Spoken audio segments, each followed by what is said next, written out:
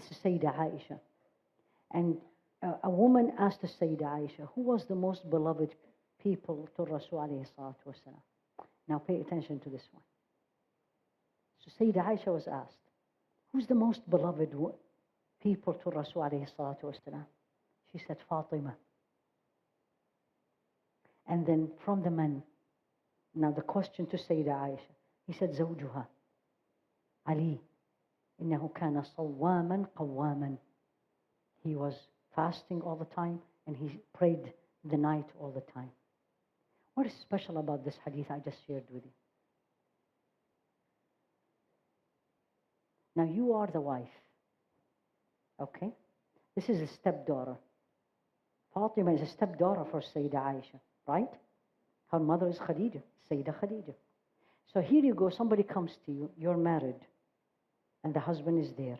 Says, who's the most beloved to your husband? What is the normal answer? Me. Why you are even asking? Of course. What does that teach you about Sayyida Aisha? Truthfulness, humbleness, does not see herself something.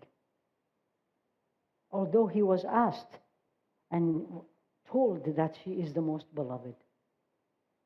There's a lot of lessons we learned from these women.